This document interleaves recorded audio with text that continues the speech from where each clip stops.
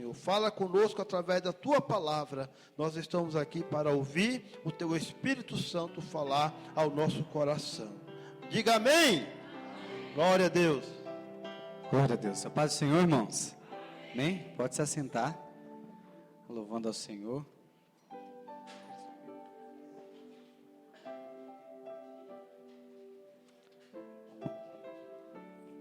Aleluia. Vou perguntar de novo. Tem alguém feliz com Jesus aí? Eu estou, irmão. Porque Ele não me desampara. Nunca vai nos desamparar. Amém? Amém? Rapaz, está muito fraco hoje. Glória a Deus. Irmãos, eu quero fazer uma meditação com vocês aqui no livro de Provérbios. Já preparei o slide aqui. Isso. Aquele slide que eu fiz. Isso. Provérbios, capítulo 17. Apenas o primeiro versículo que está aqui Aqui já na Data Show. Amém? Provérbios 17, o versículo 1. Foi uma palavra que o pastor foi hoje à tarde, lá em casa, me avisar, que eu ia trazer a palavra hoje. E à tarde eu fui meditar, preparar a palavra. E Deus me guiou até esse capítulo de Provérbios 17, que diz assim: melhor é um pedaço de pão seco com paz, repita comigo, paz. E tranquilidade, repita comigo, tranquilidade. Isso. Do que uma casa onde há banquetes e muitas brigas. Vou repetir novamente. Melhor é um pedaço de pão seco com paz e tranquilidade do que uma casa onde há banquetes e muitas brigas. Amém? Você pode aplaudir Jesus por essa palavra?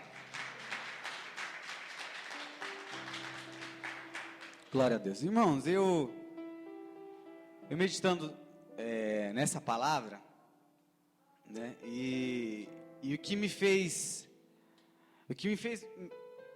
despertar o interesse foi justamente essa paz que esse versículo fala, E tanto que eu coloquei o tema da mensagem aqui, assim, paz, uma dádiva de Deus. E, irmão, depois que eu comecei a pesquisar, eu vi que a Bíblia fala muito sobre a paz, E hoje nós vamos aprender que tipo de paz é essa. Que paz é essa, que a Bíblia fala? E eu preparei alguns versículos e vocês vão perceber que a Bíblia fala muito sobre isso. E como o título já diz, paz é uma dádiva de Deus. Dádiva significa presente, Algo que Deus nos dá, E então a paz, a primeira coisa que nós aprendemos aqui é que a paz nós recebemos, Nós recebemos de Deus. E eu quero começar fazendo uma pergunta. Eu quero que você responda na sua mente, não precisa me responder. E eu vou tentar te ajudar. Como seria a vida perfeita para você? Ou a família perfeita para você? Como seria? Imagina na sua cabeça. Talvez uma casa própria, já quitada, se livrando do aluguel. Talvez um carro próprio, já quitado, Quem não queria um carro próprio quitado? Só pagando IPVA, E a multa também, se levar a multa, Enfim, deixa eu ver. Talvez um ótimo emprego, um emprego que você mais administra do que trabalha em si, Você não vai ser mais um empregado, você vai ser um administrador, Você tem uma empresa própria, como a nossa irmã Flávia aqui, contou testemunho num salão de cabeleireiro. É um negócio próprio que ela vai trabalhar, mas também ela vai ter que administrar tudo, dinheiro, enfim. Isso também seria ótimo, não seria? Talvez filhos, Todo mundo sonha em ter um casal, Todo mundo sonha em ter um casal.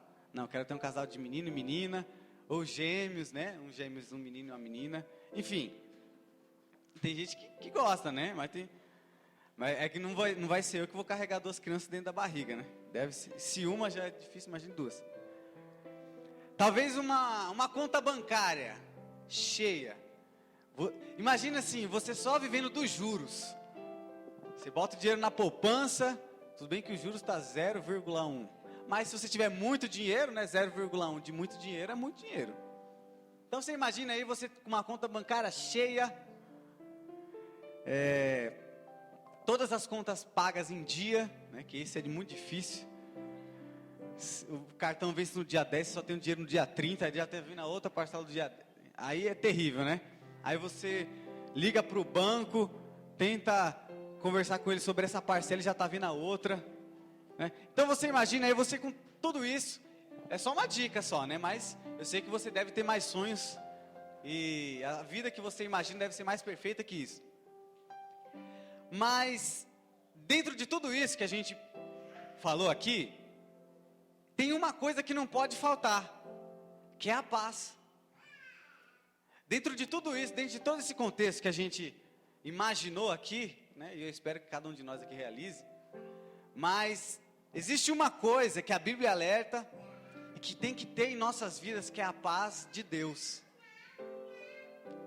E eu quero começar contando uma pequena história de reflexão rápida, que eu vi, né, na internet, que dizia, presta atenção, eu quero que você preste atenção, ele dizia que no reinado, né, tinha um rei lá, e ele pediu para que os pintores desse reinado da cidade lá, pintassem um quadro, em que nesse quadro ele pudesse identificar a paz perfeita. Então, o pintor ele ia pintar alguma coisa que identificasse a paz perfeita. E milhares de pintores pintaram os quadros e o rei foi olhando um por um. E desses quadros se destacou 2, né? Que ele ficou na dúvida. O primeiro, o pintor ele desenhou uma lagoa imensa. E essa lagoa era tão clara que ela refletia o céu, né? E você conseguia ver o céu através da lagoa. E quando você viu o céu, você viu os pássaros, né? E ele desenhou uma cascata, uma cachoeira, enfim, e o rei se sentiu muito em paz com aquilo e escolheu aquele quadro. Aí teve o segundo quadro, quando ele foi analisar, o pintor ele desenhou muitas montanhas rochosas, só que o céu estava escuro, um céu escuro, sabe aquele céu quando vai começar a chover, daquele jeito. E ele pintou alguns raios, então tinha muitos raios, chuva, raio, e isso chamou a atenção do rei.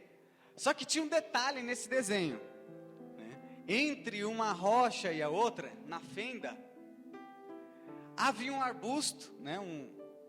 Algumas folhas, e dentro desse arbusto tinha um ninho, e dentro desse ninho tinha um pássaro junto com seus filhotes, e esse pássaro criava os filhotes.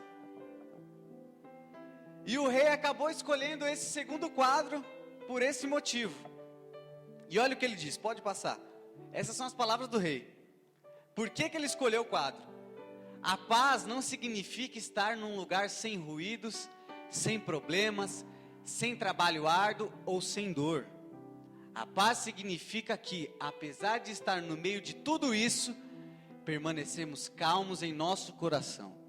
Este é o verdadeiro significado da paz, a paz perfeita. Então ele conseguiu enxergar nesse desenho que em meio a toda aquela tempestade havia um pássaro criando seus filhotes. E ele conseguiu compreender que a verdadeira paz não é quando nós estamos, quando está tudo bem, digamos assim, né? A verdadeira paz, a paz que Deus coloca em nosso coração, é quando o negócio está apertando. É quando a tempestade começa, que é a verdadeira paz de Deus se manifesta. E agora eu separei alguns versículos que falam sobre a paz. Nós vamos aprender sobre esse versículo, pode passar. Olha o que diz Filipenses 4:7. E a paz de Deus, que é a paz que nós estamos falando, que excede todo entendimento, guardará os vossos corações e os vossos pensamentos em Cristo Jesus. Por que a Bíblia diz que a paz de Deus excede todo entendimento? Irmão, Você imagina comigo. Eu quero que você imagine a sua vida. Todos os seus problemas. Todas as contas que tem para pagar. A despesa que o dinheiro não deu. A mistura que é ovo já faz uma semana. Enfim, imagine tudo. Todos os problemas. Tudo que você não consegue. E mesmo assim o cristão consegue ter paz em meio a tudo isso. Por isso que a Bíblia diz que a paz de Deus, ela excede todo entendimento. Porque quem está lá fora, quando olha para você e olha para mim, fala assim, mas como é que pode uma pessoa que está com tantos problemas, olhar para mim e sorrir? E falar, tenha um bom dia. Como é que uma pessoa que acabou de perder um ente querido, como é que uma pessoa que teve uma perda na sua vida, consegue sorrir para outra pessoa e desejar que ela seja feliz? Irmãos, eles não compreendem. Porque a paz de Deus excede esse entendimento deles. Só quem pode ter essa paz somos nós. Porque essa paz vem de Deus. Jesus falou assim, olha, eu deixo-vos a minha, e a minha paz vos dou. Mas eu não a dou como o mundo a dá. Porque, irmão, a paz que o mundo dá, é aquela paz que você só tem paz quando está tudo bem. É aquela paz que, quando eu falei no começo, quando está com o carro do ano, casa própria, conta quitada. Isso é paz para eles.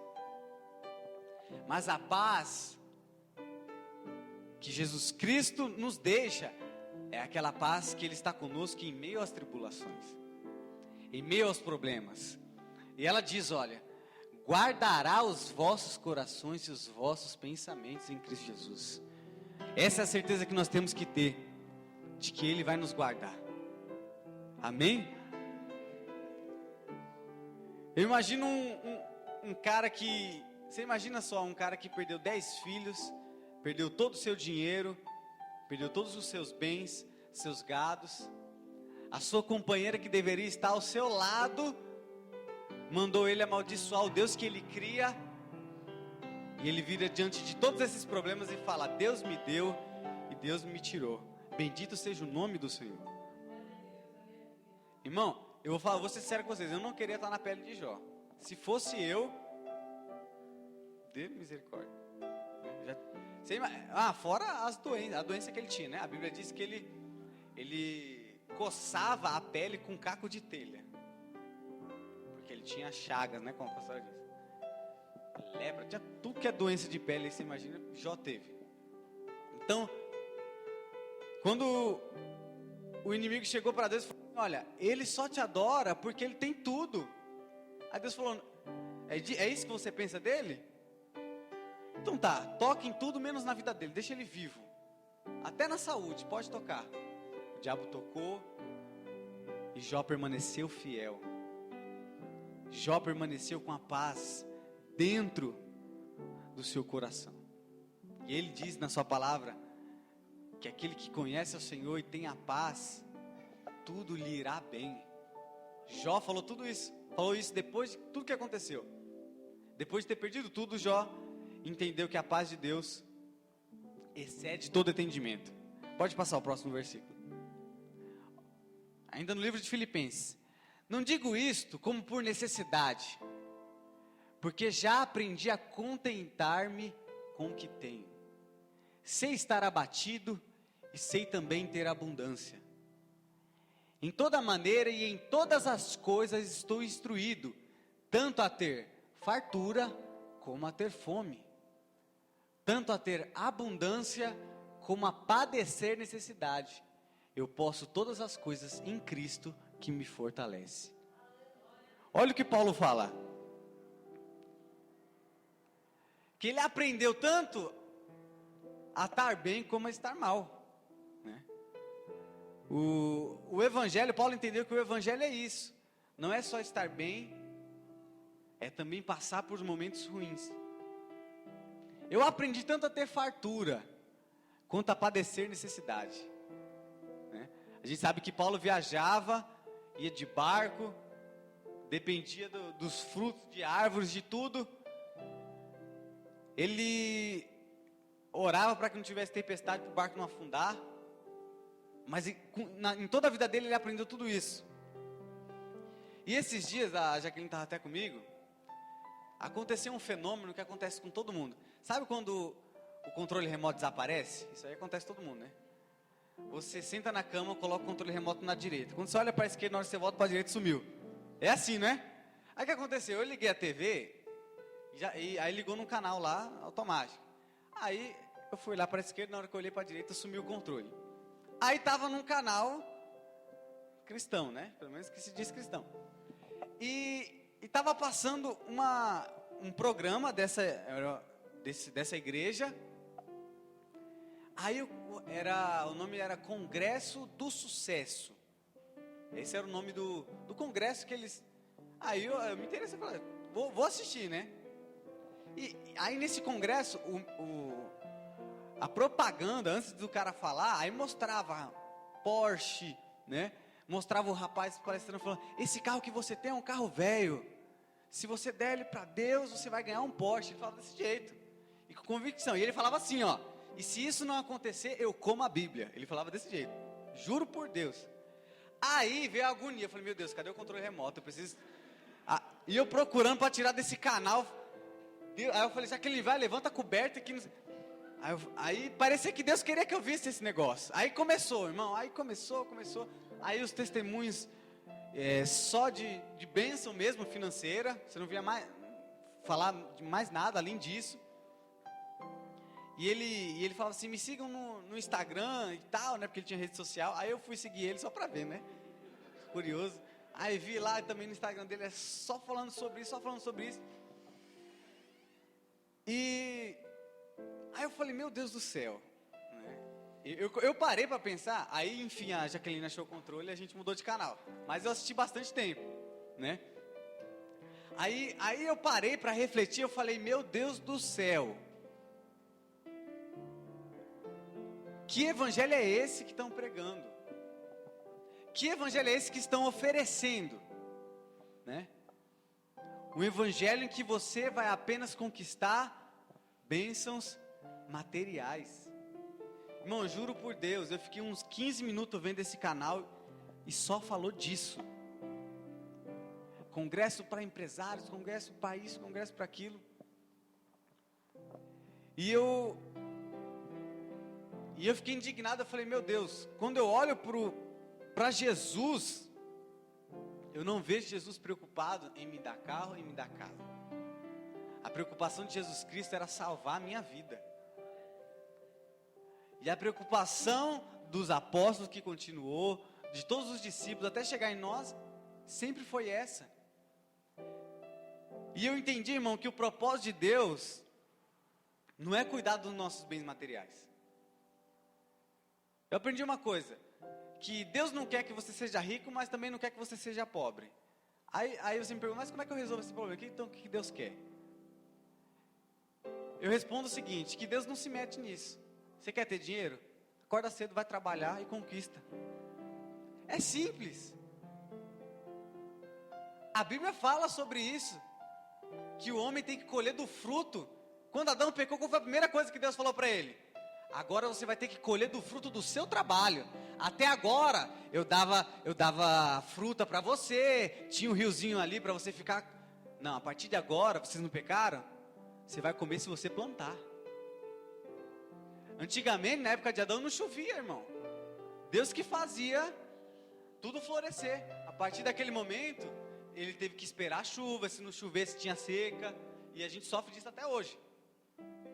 Então Deus vira para Adão e fala, Adão, a partir de agora você vai colher do fruto do seu trabalho. Então o que isso quer dizer? Que tudo que é material na nossa vida, ela tem que vir do nosso esforço. Irmão, eu não posso ir na Casas Bahia, fazer um carnê de 36 vezes e esperar que Deus pague por mim. Tá me entendendo?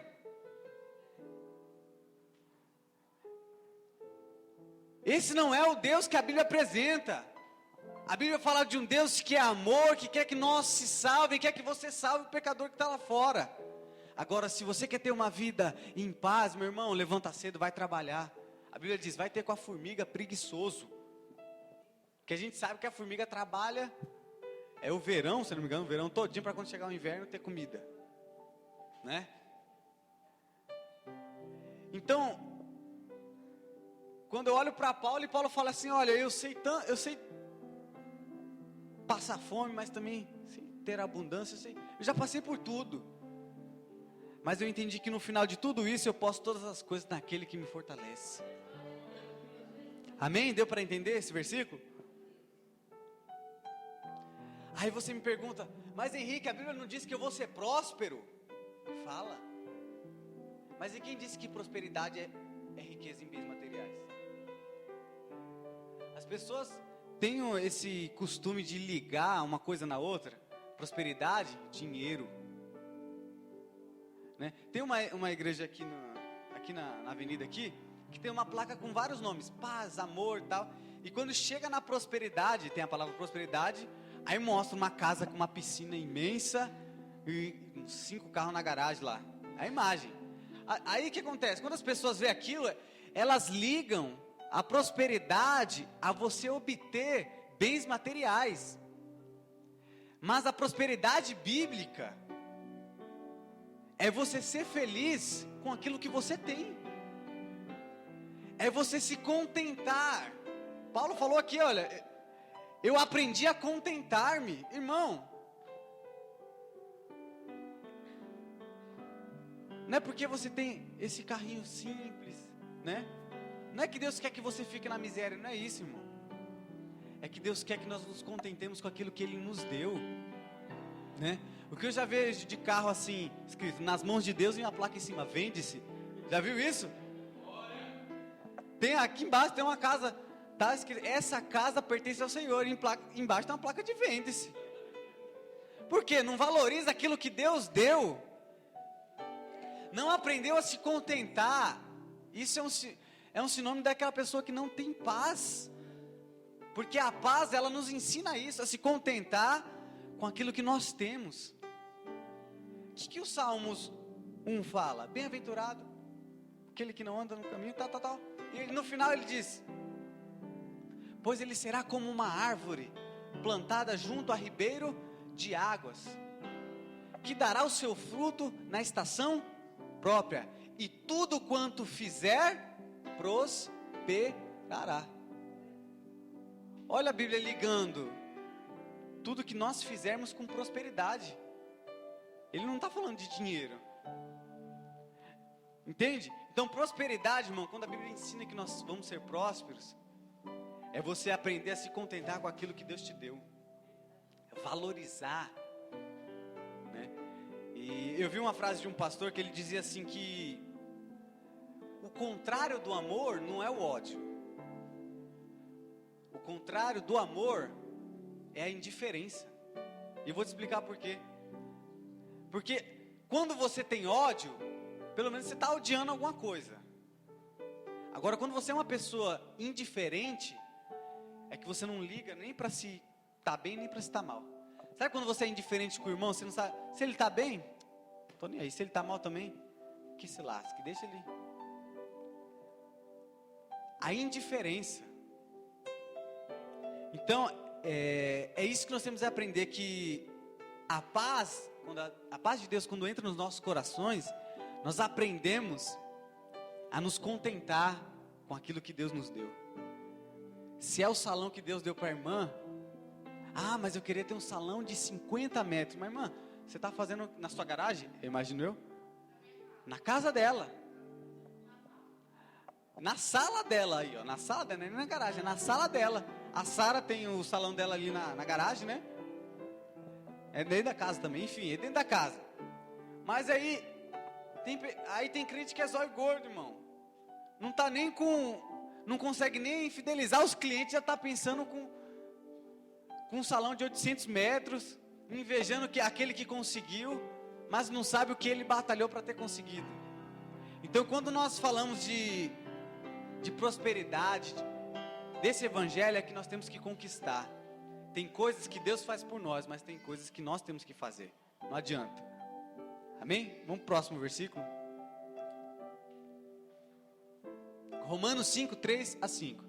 E não somente isso, mas também nos gloriamos nas tribulações, sabendo que a tribulação produz a paciência, e a paciência a experiência, e a experiência a esperança. E a esperança não traz confusão, porquanto o amor de Deus está derramado em nossos corações pelo Espírito Santo que nos foi dado. Olha o que Paulo está falando. Que a tribulação produz paciência. Olha só, esses dias eu estava assistindo um filme com a Jaqueline em casa, e era um filme que ele reproduzia a história de Noé, só que de uma forma bem engraçada, né? Era um rapaz que, do nada Deus chegava para ele e falava que ele ia ser o Noé, aí a barba dele começava a crescer, e ele tinha que construir um barco lá, é bem engraçado. Aí chegou num momento do filme que foi muito interessante, que a esposa desse rapaz, do Noé, acabou deixando ele porque, você imagina, alguém construiu uma arca aqui em pleno século 21, né? Todo mundo vai falar que ele é louco, né? Não é igual naquela época, também taxaram o Noé como louco naquela época, nessa época também iriam taxar, né? E a mulher dele também largou dele com os filhos. Aí ela estava num bar, né? E todas as emissoras de TV estavam acompanhando, né? Um louco construindo uma arca numa cidade grande, assim, igual São Paulo. Aí chegou o cara que atende lá, o garçonete, era um homem, não sei se é assim que fala, ou garçonete, o garçom, né? Garçonete para mulher. Enfim, desculpe minha gafe, o garçonete para mulher. O garçom chega nessa mulher e fala assim: você está bem? Né? Que ele viu que ela estava batida, ela falou: não, estou bem. Aí ele chegou assim nela e falou: você tem certeza? Ela falou assim: ah, mais ou menos. Eu sou mulher desse louco aí que está construindo, né, a arca. Aí ele senta do lado dela e começa a conversar e tal. Aí ela fala assim: mas você acredita que ele falou para mim que foi Deus que falou com ele? Deus não tinha outra coisa para fazer não do que mandar ele construir uma arca? Aí ela falou assim: eu não aguento mais, né? Eu preciso de mais paciência com ele. Aí esse rapaz vira para ela e fala assim: mas você sabia que quando nós pedimos paciência para Deus, por exemplo, você acha que ele vai fazer brotar a paciência do nada dentro de você? Ou ele vai te dar uma situação para que a sua paciência aconteça? Quando você pede para Deus paz, Senhor, me dá paz, irmão, não vai brotar paz de dentro de você. Vai chegar aquele vizinho que você não gosta, ou aquele parceiro de trabalho que fala, vai chegar para você, vai te apunhar, mas aí você vai ter que exercitar a paz. Aí é o que Paulo fala: Senhor, aí você pede paciência para Deus, aí chega um monte de tribulação, que é o que está escrito ali. Aí a gente aprende que a tribulação produz o quê? Aí o Senhor, me dá mais experiência, eu quero ser mais experiente. Aí começa a vir tribulação para você ficar mais paciente, para depois você ficar experiente. É o que está escrito aqui, ó. Aí você vira para Deus: Senhor, me dá esperança, eu preciso ter mais esperança. Aí vem tribulação, para depois a paciência. Aí, enfim, experiência e depois esperança. O que eu quero dizer com esse versículo? É que nós, quando nós pedimos alguma coisa para Deus, vai acontecer coisas nas nossas vidas para que a gente possa exercitar isso, né? Você quer conhecer um homem de Deus? Não é pelos dons dele, é pelos frutos. Jesus falou que você conhece a árvore pelos frutos.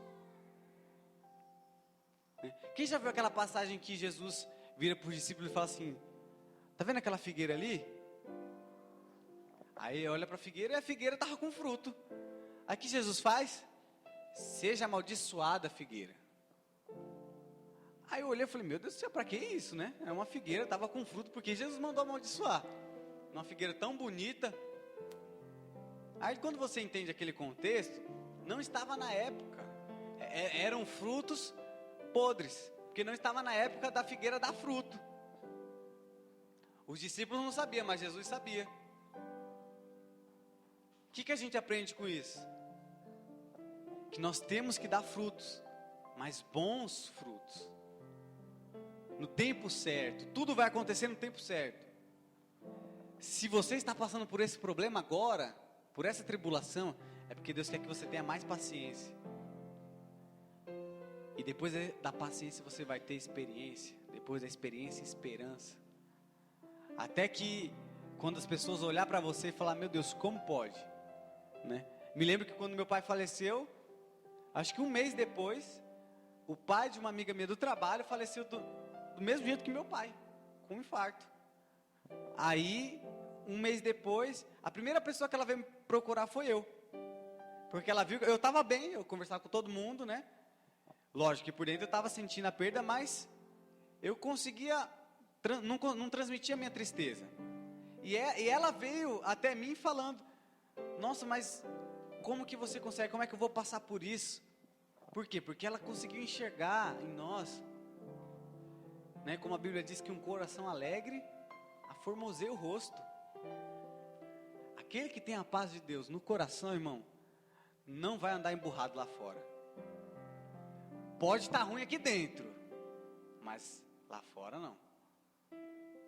Porque as pessoas esperam que através de nós, irmãos, aliás, as pessoas não, Deus espera que através de nós outras pessoas sejam alcançadas.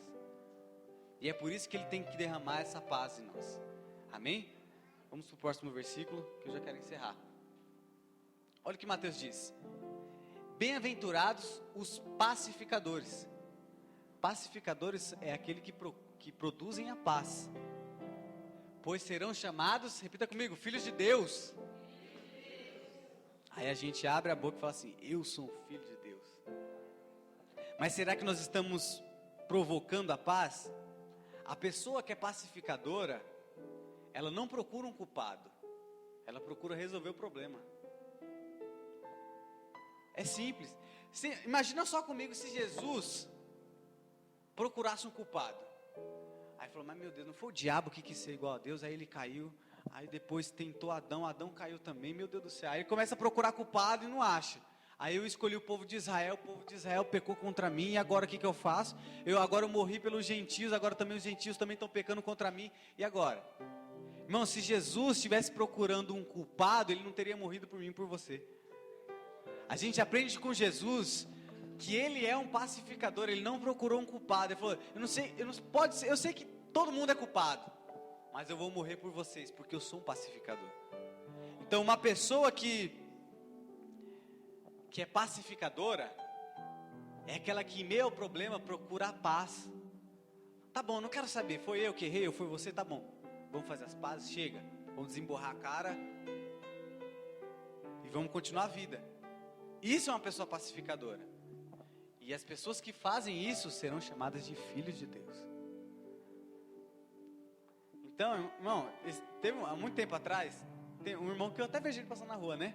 Aí foi engraçado que tem a subidinha aqui, que atravessa a Piraporinha aqui, depois do escadão. Aí, ele estava indo rápido, eu estava na perna, ele estava indo rápido, aí o farol fechou. Pum, ele brecou, né? Para não passar no vermelho. Aí, parou, só que ele brecou meio que em cima de um carro que estava na frente, né? Aí chegou um cara do lado, aí ele olhou pro lado, só que detalhe, né? Ele estava com um som muito alto, um louvor, tocando aqueles corinho de fogo mesmo, né? Deixa o menino rodar. Aí ele estava assim, tá. Aí na hora que eu olho para ele, ele para. Você tá tirando, maluco? Ele do nada, ele parou, saiu, acho que ele saiu dançando, né? Xingou o cara, você é louco, você quase bate no meu carro, que não sei o quê.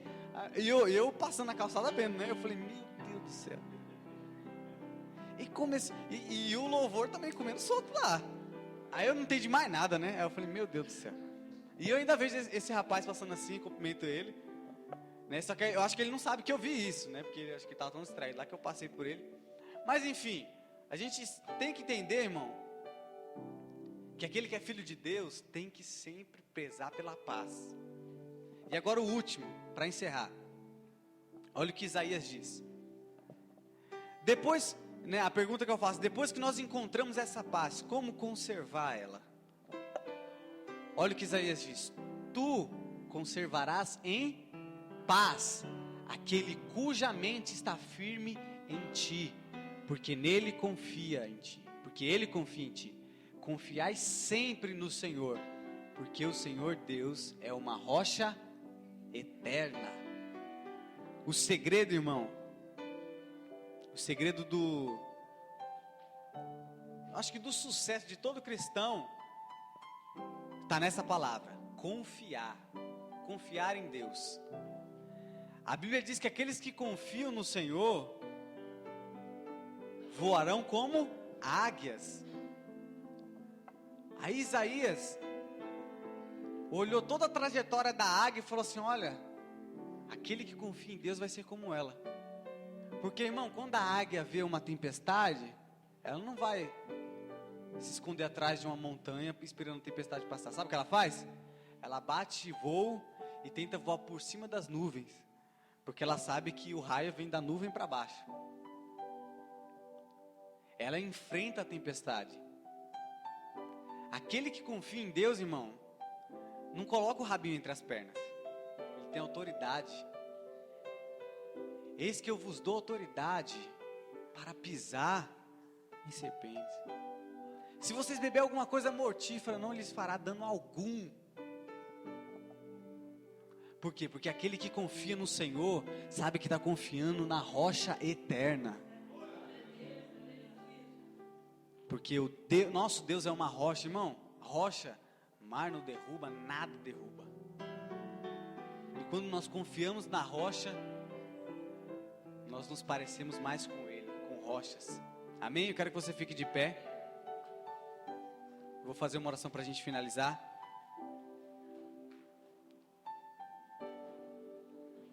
Espero que tenha dado para entender que a paz, toda essa paz que nós aprendemos aqui nessa noite, só Deus pode nos dar. Amém? Então peça para Deus nessa noite, eu quero que você ore comigo, essa paz de Deus que excede todo entendimento. Ore comigo. Senhor Jesus, Pai, eu te agradeço, Deus, nessa noite por essa palavra. Pai, eu quero te pedir, Senhor, que a paz que o Senhor nos promete na tua palavra possa entrar no coração de cada um que está aqui nessa noite. Deus, essa paz que excede todo entendimento, essa paz, Senhor, que mesmo em meio às tribulações, nós permanecemos firmes e confiando no Senhor, a rocha eterna. Pai, em nome de Jesus Cristo eu te peço, abençoe cada vida aqui nessa noite, e que nós possamos ser pacificadores, para sermos chamados filhos de Deus. Pai, em nome de Jesus, abençoa cada um aqui nessa noite, para a glória do teu nome. Amém. Aplauda o Senhor Jesus nessa noite.